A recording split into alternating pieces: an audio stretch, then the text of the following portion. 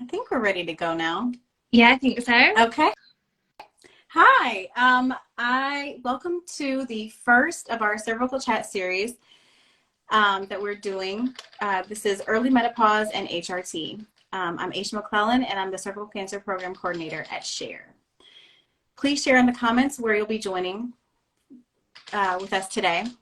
Before we begin, I'd like to tell you a little bit about SHARE. SHARE is a national nonprofit that supports, educates, and empowers anyone who's been diagnosed with women's cancers and provides outreach to the general public about signs and symptoms, because no one should have to face breast, ovarian, cervical, or metastatic breast cancer alone.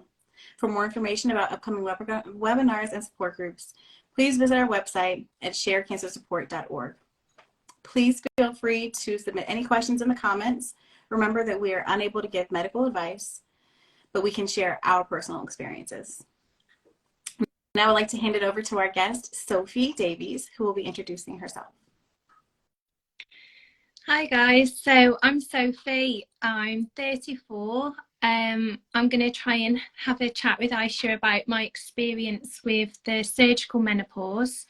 So I've been in the menopause for 2 years, following on from treatment from a cervical cancer diagnosis nearly 5 years ago.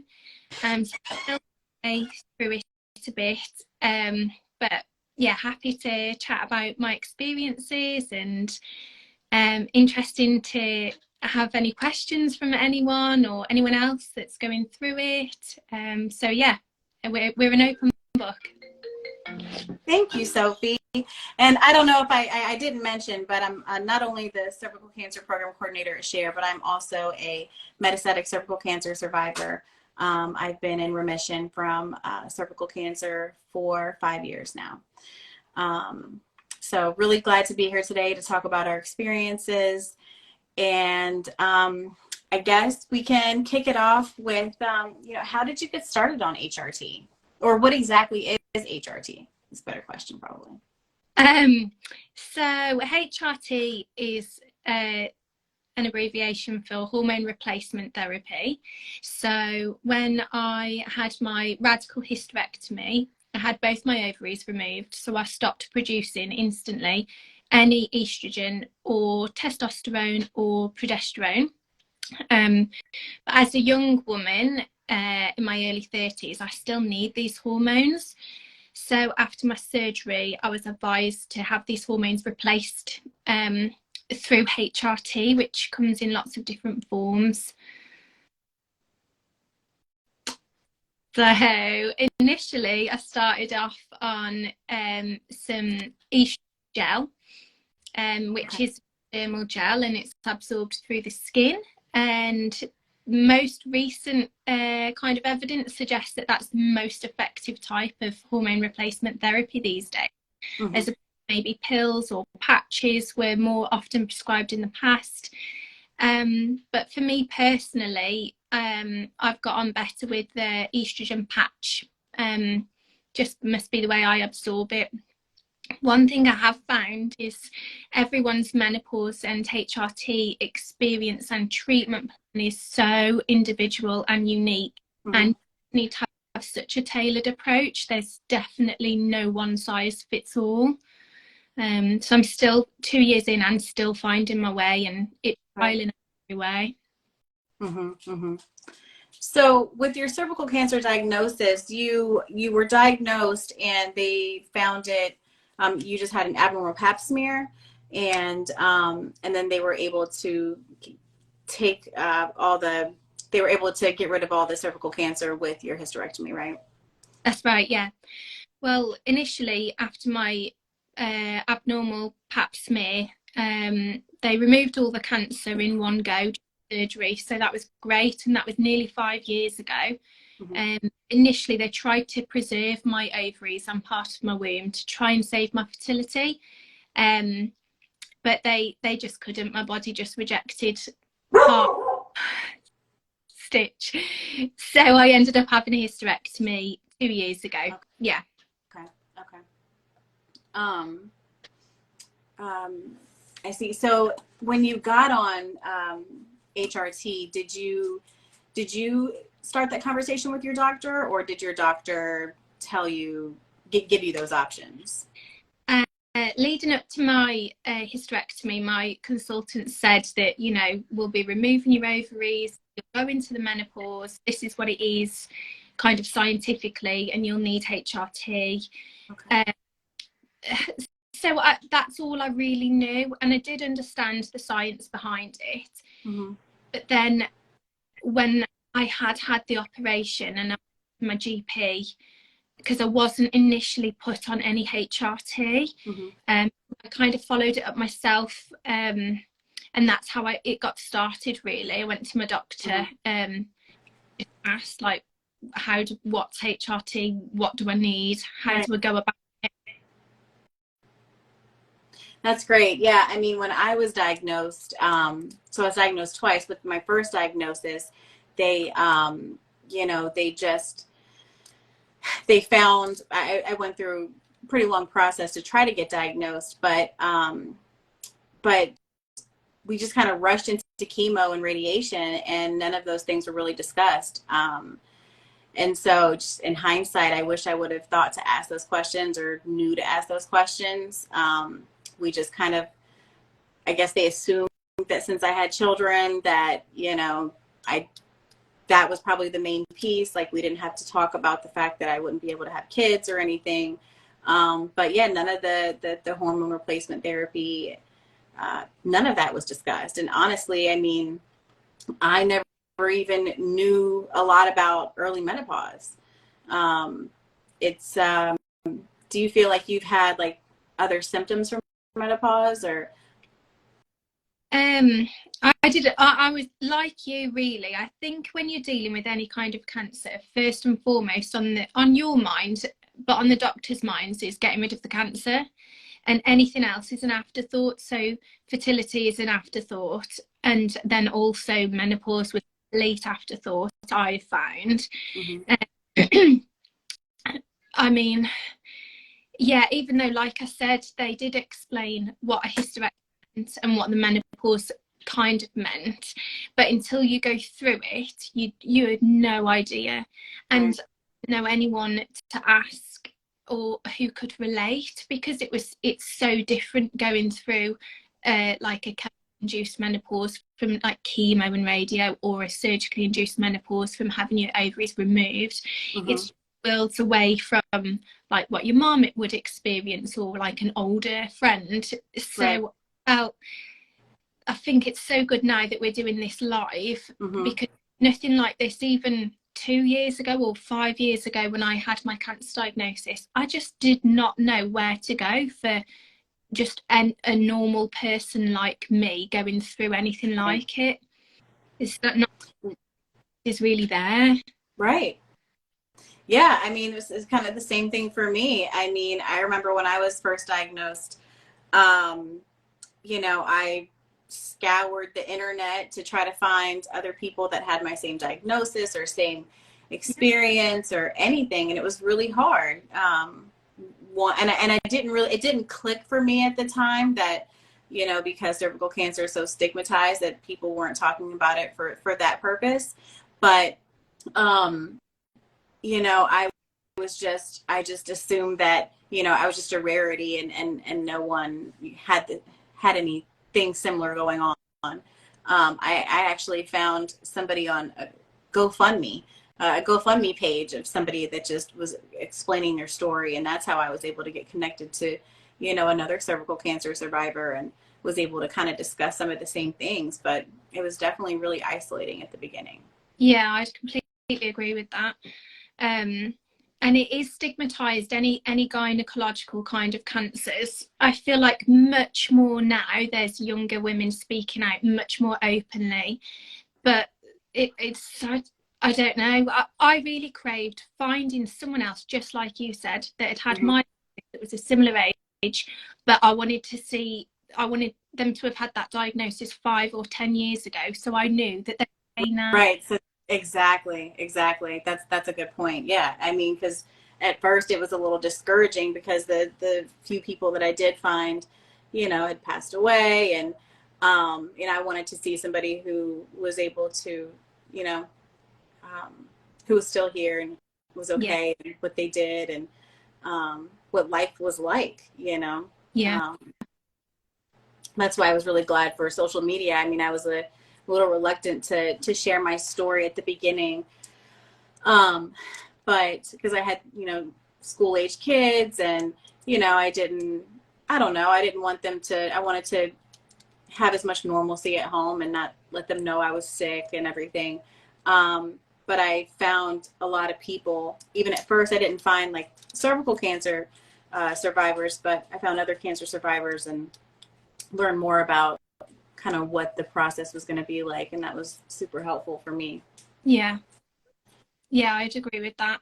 I've had since talking so openly, getting over that anxiety of being a bit embarrassed, maybe, or of either of symptoms, or of treatment, and then you know how that's affected me, and just talking really openly about my mental health with it and how it's affected. Once you get over that embarrassment phase or whatever, there's so many people that are just there to try and help or Mm-hmm. relate. Even if they can't relate to the cancer, they can relate to like a chronic illness or Absolutely. ability. So many different aspects where I've just gained so much support from just being honest. Mm-hmm. Mm-hmm. Oh, 100%. I mean, like I said, a lot of the women that I connect with were breast cancer survivors, but we shared so much in common. I mean, you know, in regards to the anxiety that you face with scans, and you know, again, some of the hormonal changes, and so yeah, I mean, it's definitely been, I've made some really wonderful connections with people just by being willing to share my story, even if it was uncomfortable at first. It's the payoff has been tremendous. Yeah, definitely. And the amount of people that I've had message me over the years, well, like me and you connected through Instagram, Mm-hmm. and through so many people through social media, and some people in the UK I've then ended up seeing in person, and that's just not on next level really nice, because you can sit down and actually just you can say things to one another that you know you completely understand, that maybe your friends they want to understand and be there but they can't relate.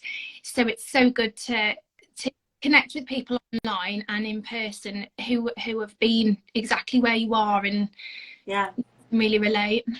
Yeah, absolutely. I mean, it can be a really isolating disease, but knowing that other people have been through it, and it just makes you feel less alone. And I don't know. I love the conversations that I've had with people, and like I said, like you, I mean, just talking about it on social media, I've connected with people around the world who have just kind of shared what they're going through. And I'll be, you know, there's stuff that people are, you know, not really wanting to talk about, but it's easy to discuss with somebody who's been there. So Mm. um, Mm-hmm. that's awesome. But so what if some of, have you, so HRT, you said you started on it a couple of years ago. Yes. So you had your hysterectomy 5 years ago, right? Is that what you No, said? I had my initial surgery for my cancer nearly 5 years Yeah. ago. Okay. Got it. So, but then the hysterectomy itself, that was 2 years ago, so I'm two years into my menopause. Okay. And I've tried a few different HRTs. Initially I had some estrogen gel. Mm-hmm. Because I had my womb, my uterus removed, I didn't need the HRT with progesterone in. I think you need that if you're in the menopause and still have a womb to protect the lining of your womb. But because I don't have a womb anymore, I didn't need progesterone, just estrogen initially. Okay. And that can be in like tablet form, a patch where you absorb it through the skin, Mm-hmm. or a gel where it's absorbed through the skin. And I was put on the highest dose because I needed a lot more estrogen than maybe a 50-year-old woman who was naturally going through the menopause. Right. Um, but even on the highest dose of the gel, I still had symptoms. Mm-hmm. The symptoms for me were insomnia, real anxiety, concentration was off. I was struggling at work, even though my work colleagues and bosses were also supportive. It's just such a hard time of it. So I reduced some of my hours at work initially, but then I ended up, because our healthcare systems are so different, the US, the UK. So I received all of my treatment via the NHS up until I started struggling with the menopause. And then I paid privately to see a private menopause specialist who basically got me on track. Okay. I think sometimes with early menopause or surgical menopause or anything slightly off the norm, it's so beneficial to see someone that specialises specifically in that so they can help you. Right. How did you know that your menopause symptoms were menopause symptoms? Well, I didn't initially. Okay. Time tells when it's like a process of elimination. So at first I just thought I was upset because I'd been through a lot. I'd lost my fertility. So I had every reason to feel sad. Work, I was working 5 days a week. So I also thought, well, maybe I just need to drop some days at work because I'm just overworked. So when I dropped days at work, and I was really coming to terms with the loss of my fertility, and I've got a daughter, thank goodness. I had so many things to be grateful for, and I was healthy, but I was still felt really down.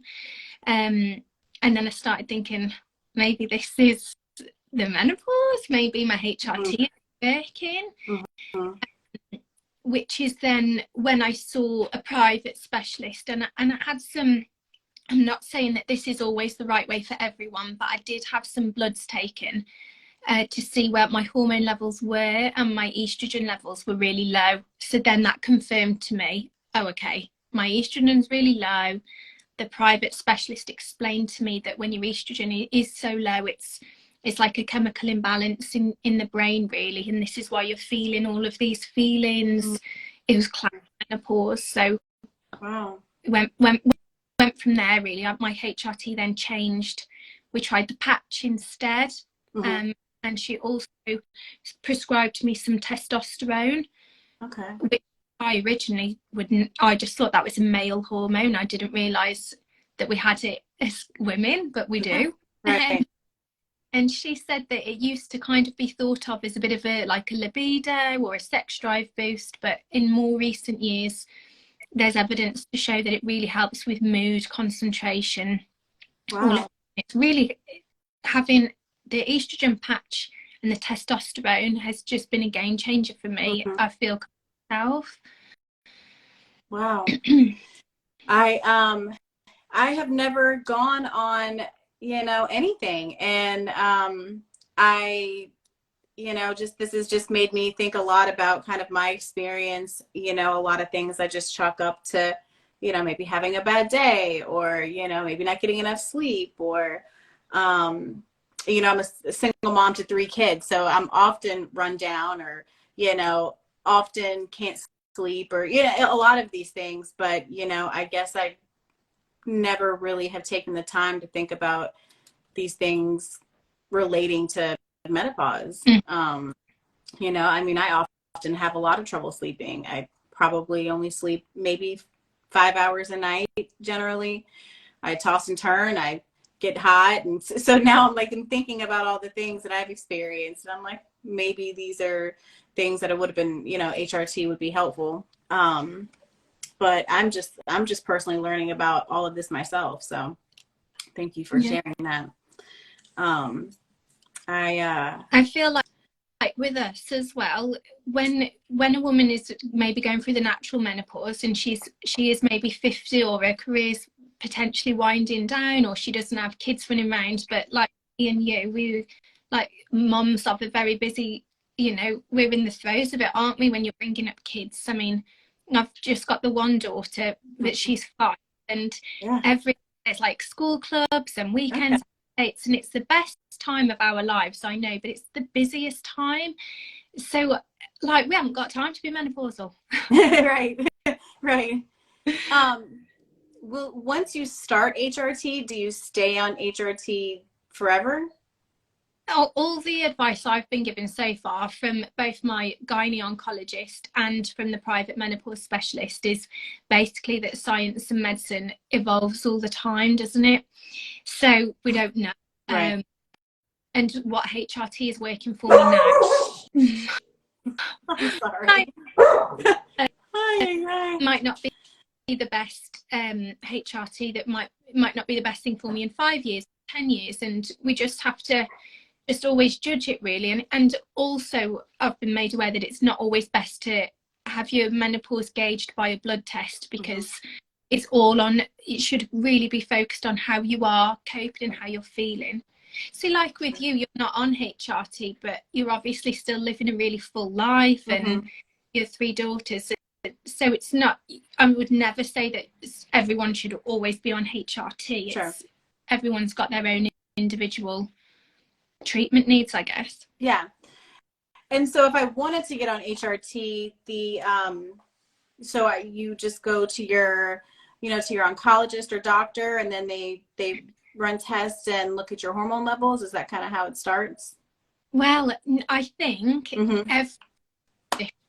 so they will all have their own approach. Uh-huh. My G my went to via my NHS, so like my family doctor, so to speak. They just prescribed me what they would normally prescribe for any other menopausal woman, and initially that wasn't enough for me. I needed a lot more estrogen than a 50-year-old woman, but it's because they probably didn't specialize in it. So obviously when you're like a general practitioner, a doctor, you're dealing with such a wide range, aren't you? So when I saw the private specialist, she was just very more geared up for dealing with someone in a bit more of a unique menopause. And we did bloods then, and then we realised my estrogen was low, and then she said, let's try you on testosterone, and it was all still a bit trial and error.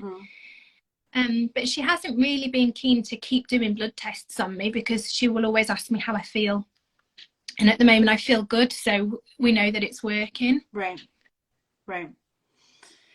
How does it work with you? So obviously we have the NHS here, and we just go to a doctor if we need help, but how does it work with your, do you have like private health care for everything, or?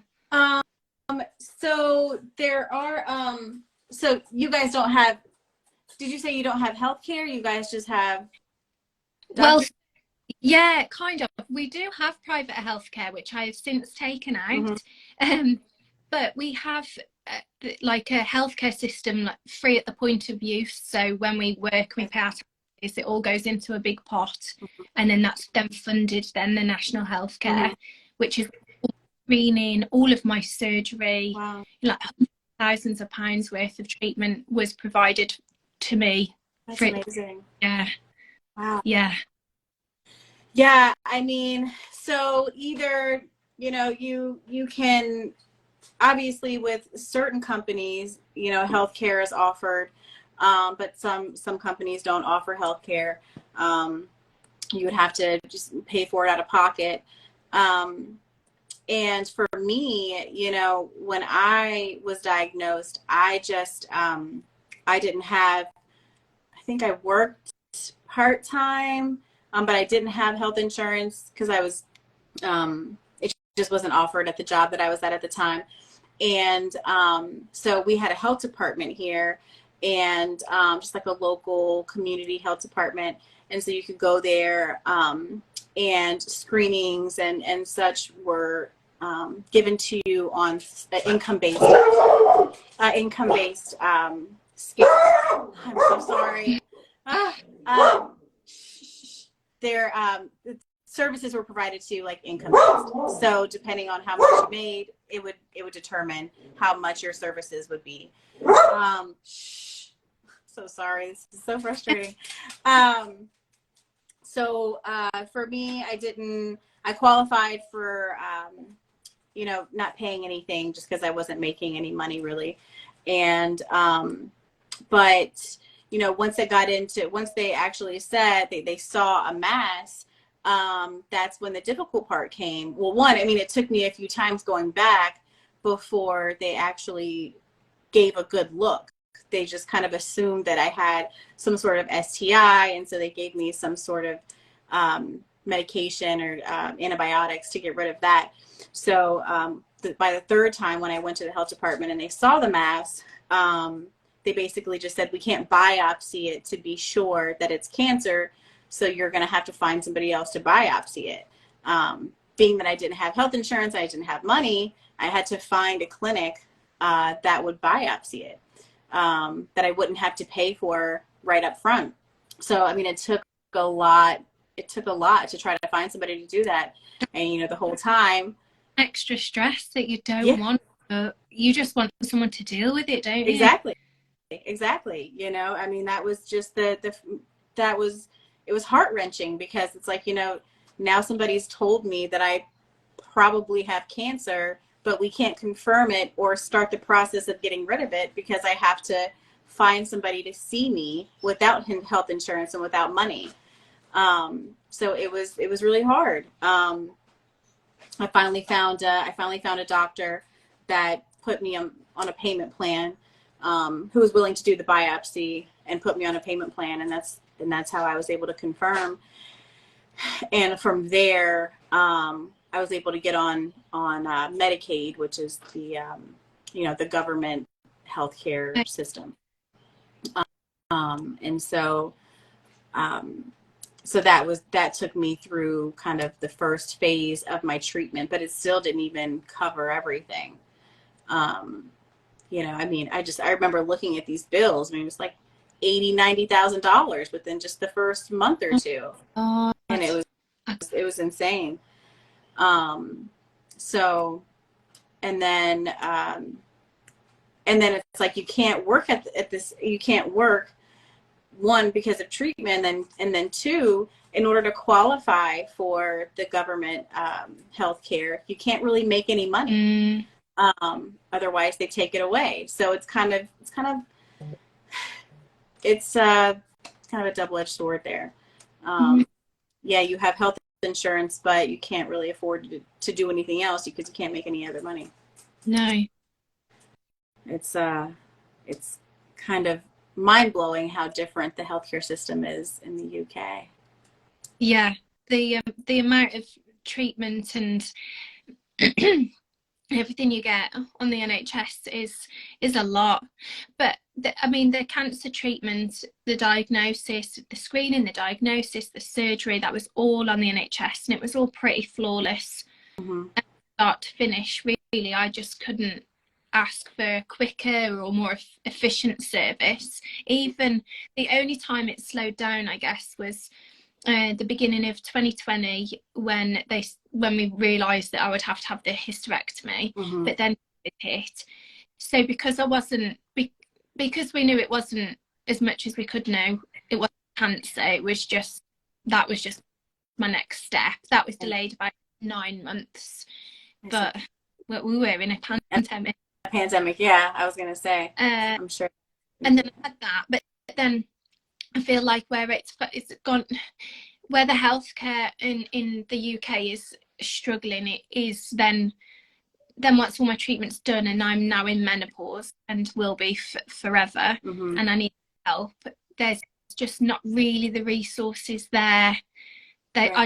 Me personally, I found that there wasn't the resources there on the NHS. And on the NHS, your doctors are where you live.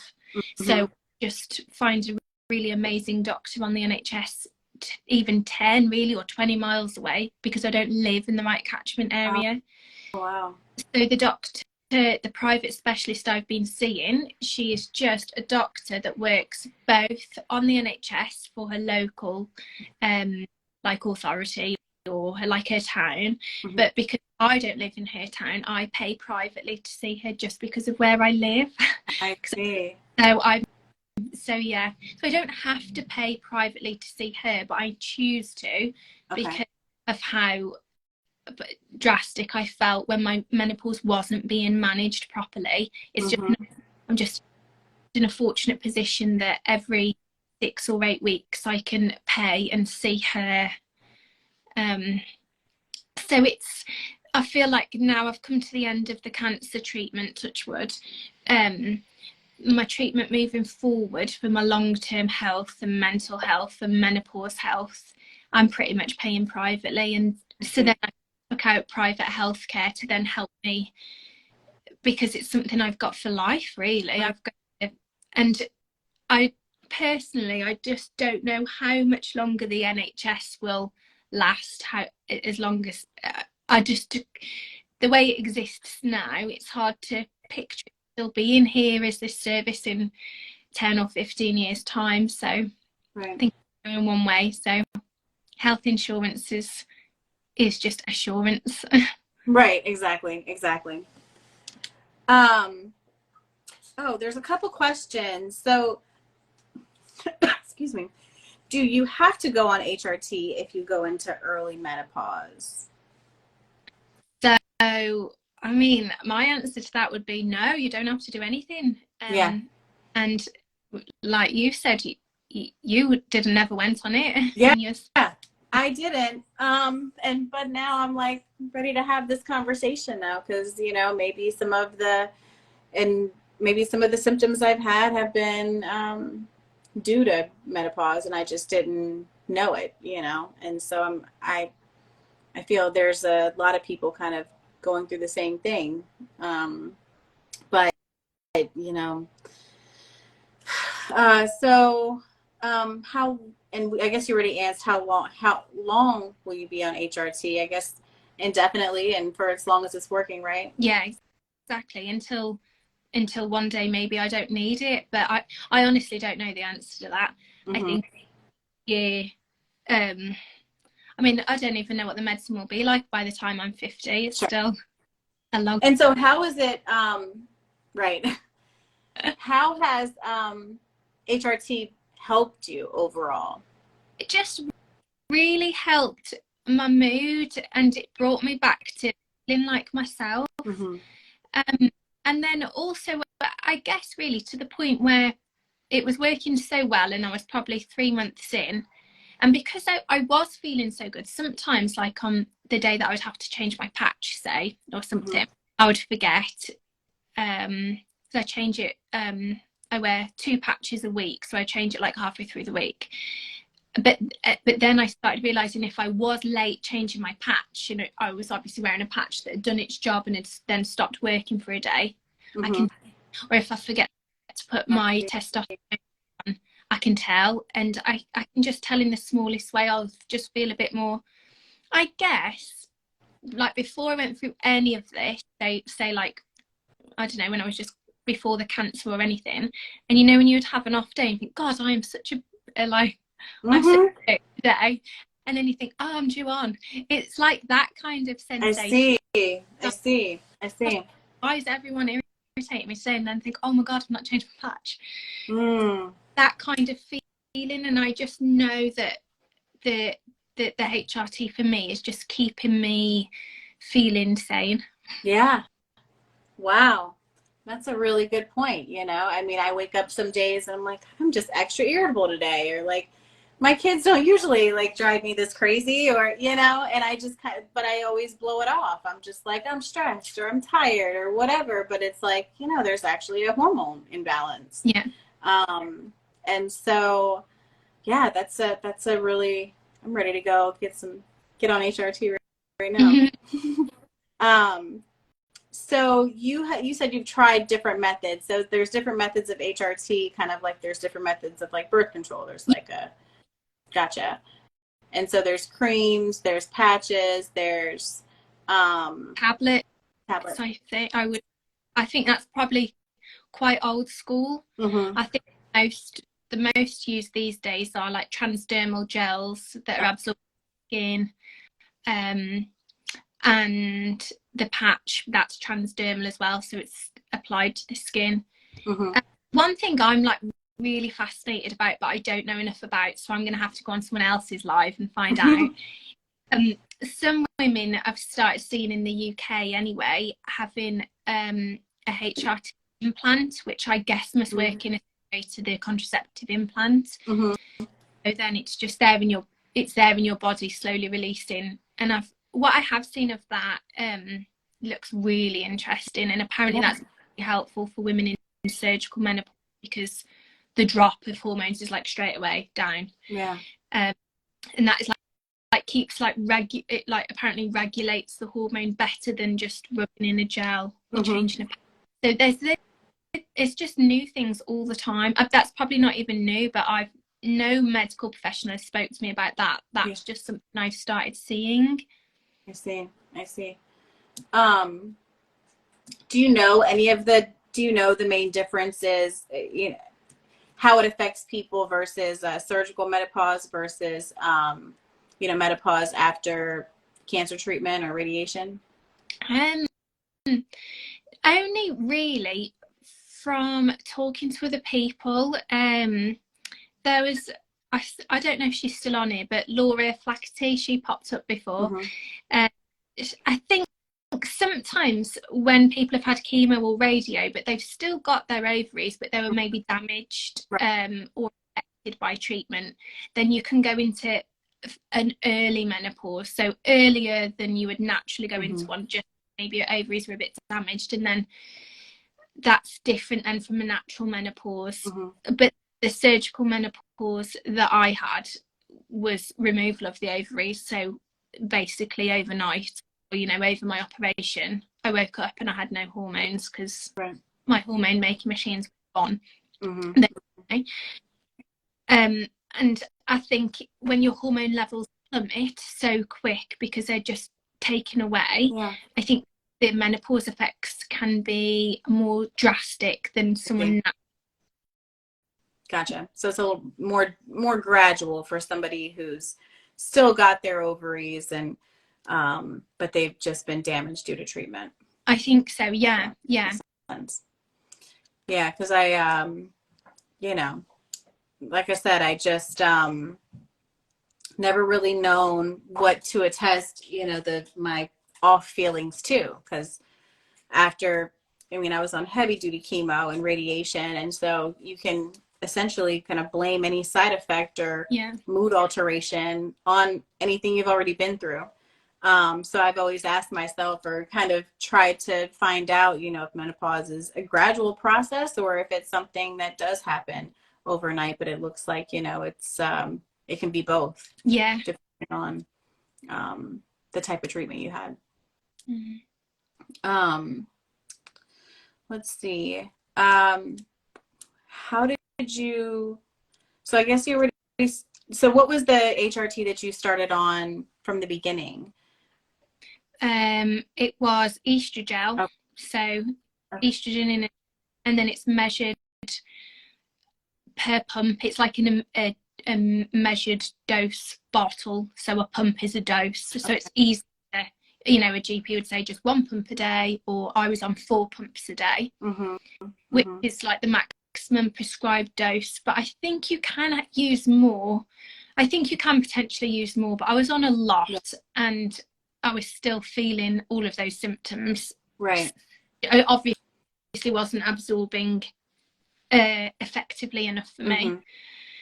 And then the patches are different sizes, basically. Some on the high patch. Gotcha. And so you've tried different methods of HRT, just basically based on if you're still feeling these other symptoms, if you're still feeling the symptoms, you just try different methods, or did your doctor just encourage you to try different methods, or was that kind of just your decision? I think I took the decision into my own hands when I didn't really feel like I got anywhere trying with like my local doctor. I just felt like I could tell they probably didn't know. They're like, HRT, that's all we can do. Right. And took it into my own hands and sought care from a specialist. And she was very much like, okay, well, let's change it up. Let's do some bloods. Let's check what we're doing. And then then she said, well, we'll try you on a patch, but I'll only give you a month's worth because that might not work. And then we might want to try something else. Mm-hmm. But after a month, I felt better. And then when my estrogen levels were then high, much higher, and I could tell because I felt really good, then we started on the testosterone gel as well, which is the tiniest amount of testosterone, like a pea-size amount. Mm-hmm. Gel that I rub in. Estrogen levels have to be good for you to start on testosterone, otherwise you get negative side effects of testosterone, like I think potentially like the whole deep voice hair where you don't want it. So it must be good before you start putting any of that on. But suddenly that's what I do now. So it was such a gradual process, and I think if each time I see her 6 or 8 weeks, if I went in and was like, I'm starting to feel bad again, or I'm really stressed at work, or I'm really snapping at home, then we'd know, okay, let's change something. But I think it is on you a lot. Mm-hmm. You have to just be in tune with how you're feeling, because only you. I think for such a long time I put a real brave face on things, and because I just, when I did when my menopause was really getting the better of me, and I remember one day I went into work and I just really cried for no reason at all, and so many people said, but you're doing amazing, Sophie, you're doing so well. But I just got really good at pretending that I was doing, because I looked well, I was still, you know, I just got so good at brushing off comments, or people would ask how I was, I'm like, yeah, I'm fine. Right.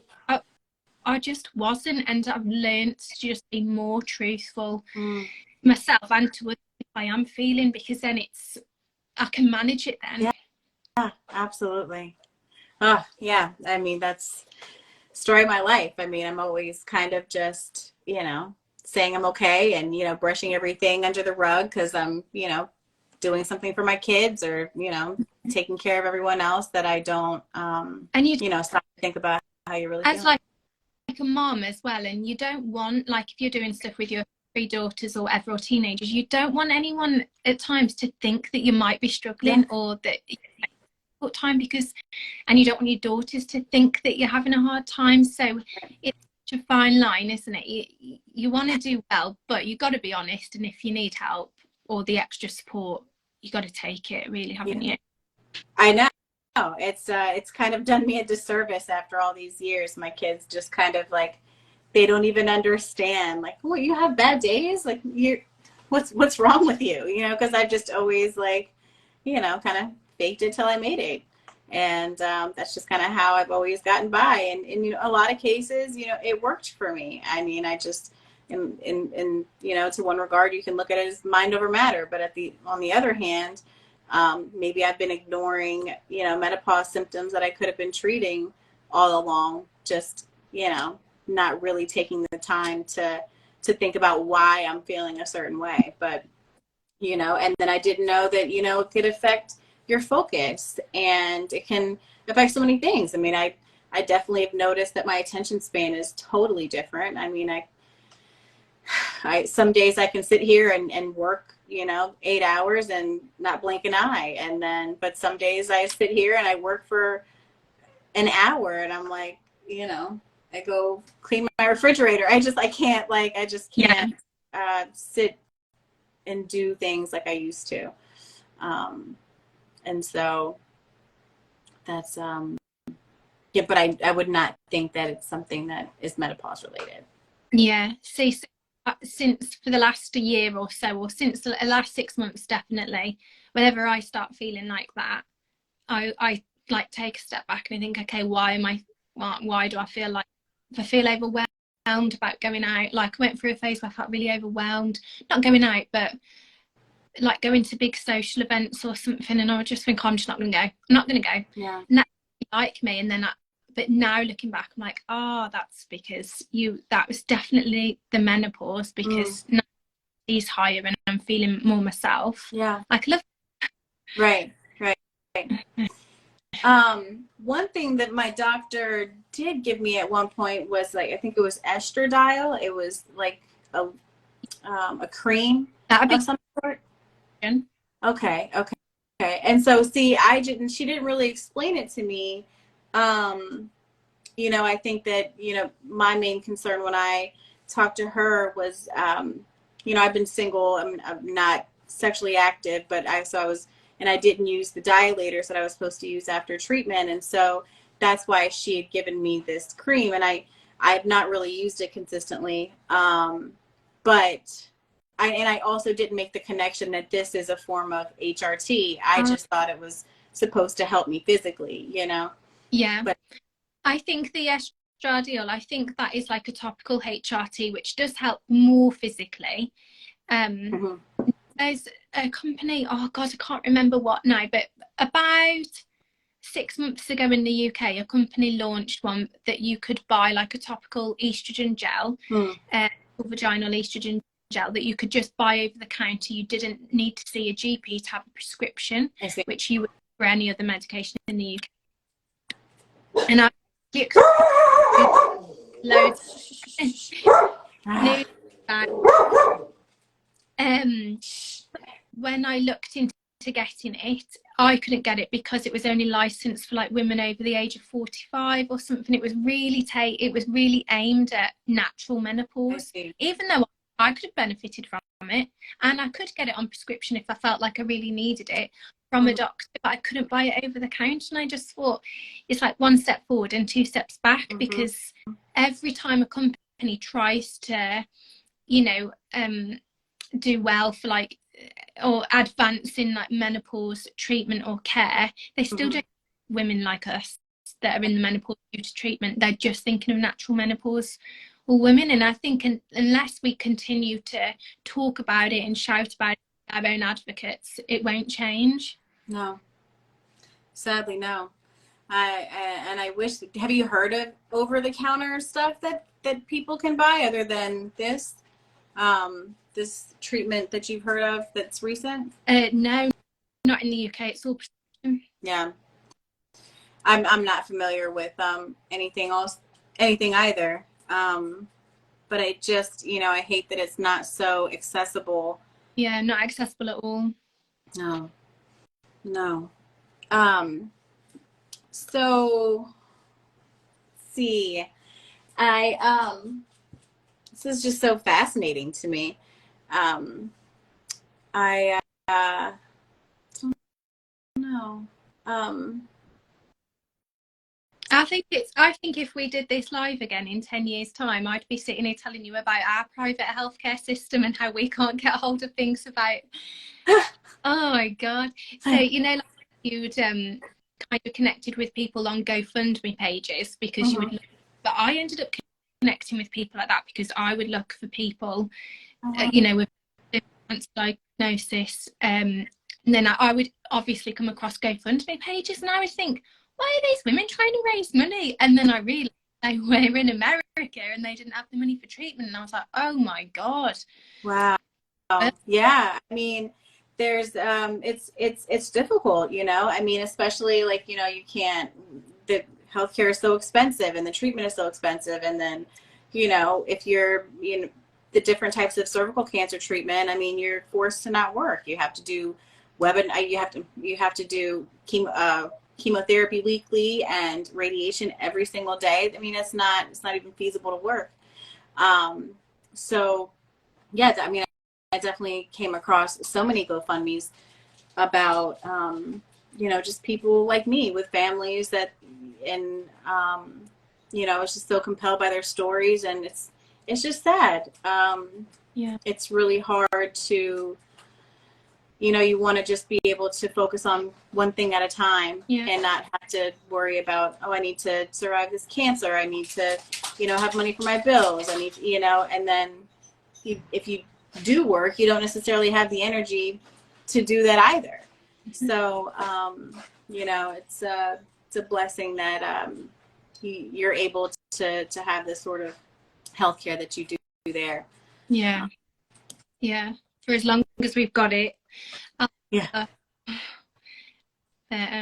Yeah. I feel like now moving forward, the more people you connect with and each other's and get each other's stories and viewpoints, and you just get that such a sense of like camaraderie. And I feel like more than anything now that helps me know that my estrogen levels and my like chemically, I think my menopause is under control. But you, you can have a crap day and you just want to speak to someone that has been there. And, or someone will let sometimes well-meaning comments as well from like, I don't know, acquaintances or well-meaning family members. It can just set you off. Or so it's so good to do stuff like this and for people to feel a part of it. Because otherwise you do it, even though we're through our treatment and we're well and we're living our lives, it's still a lot sometimes. And you can just take a step back if you've had a bit of a rubbish week or whatever and think, what the hell? Like, I've been through a lot and I am stressed, and it's just good to know that we've got all of each other and lots of different, all going through it.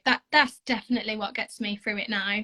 Oh, 100%. I mean, you know, I've got friends and, you know, I've got people, but there's just something about, you know, the cancer community in itself that gives me so much peace, and people just really understand and get what you're going through. And like you said, I mean, we have bad days just like everybody else, but, you know, it's very humbling and it makes you feel so much better knowing what you've overcome. And, you know, and then here we are, you know, living to tell our stories and then helping other people,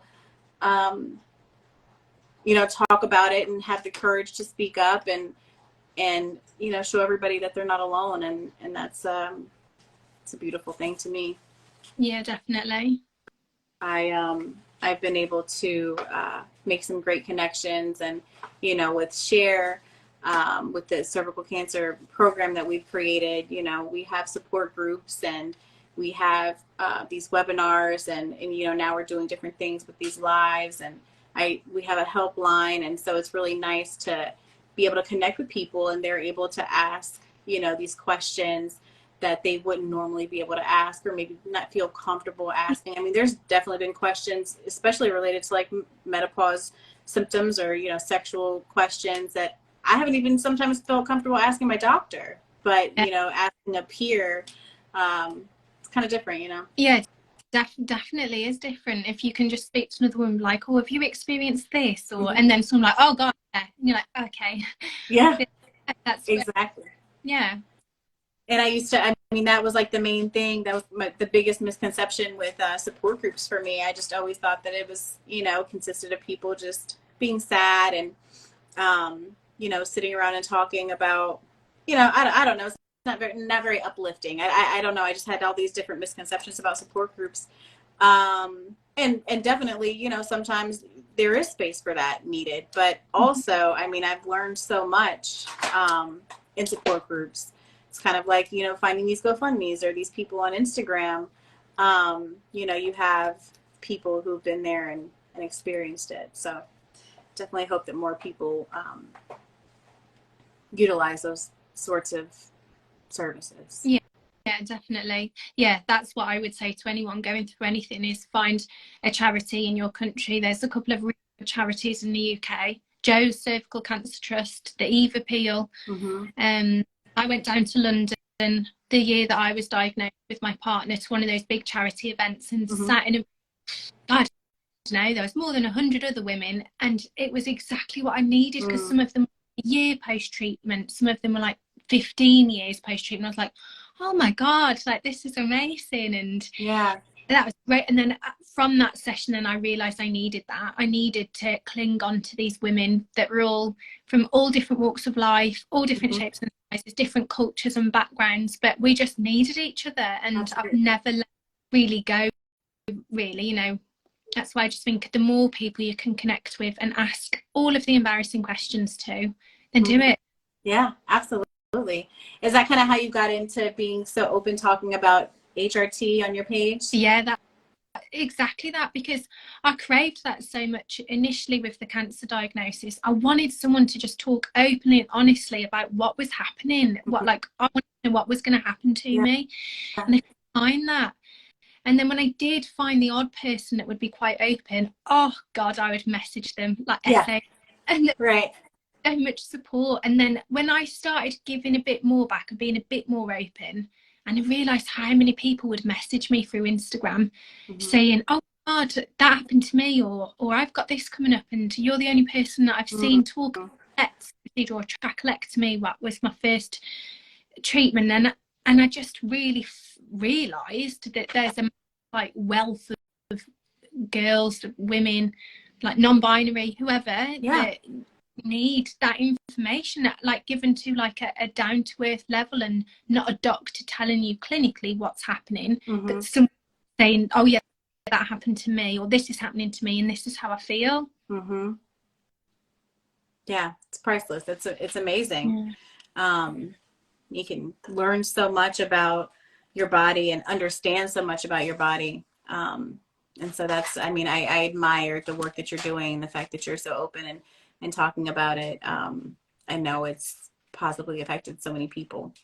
I mean, I just in our conversation, you know, I've learned so much, and I'll take that with me with, you know, on my own journey. So yeah, I mean, it's just great finding like charities like Share and like Live that you guys are putting on. That's great, because it's like getting us reach to other people that want that help, isn't it? We've just got to all do our bit, really. absolutely, absolutely. And the more we, you know, talk openly and have platforms like this, and it'll encourage other people to do the same thing. And the more we talk about it, the less taboo it'll seem, and I think naturally the less stigmatized cervical cancer as a whole, and all of these and everything else that goes along with it'll be. Yeah, So it's great. Awesome. I guess we're about to run out of time, but this has been really great. I'm so glad that you were able to join us today. thank you. If there's any other questions, we've got a couple minutes. If not, please make sure you all check out our upcoming educational programs and support groups. You can follow us on social media at Share, or this Serving Awareness is for the cervical cancer community, and Keep Calm with Sophie, right? But this has been really great, and thank you again, Sophie, for doing this with us today. We got through our first live. We got through it. We did did it. We were both nervous, but I think we did fine. It's good. And hopefully we can keep having conversations like this. Yeah, definitely. But yeah, this concludes our cervical chat, and thank you all so much. Thanks, guys.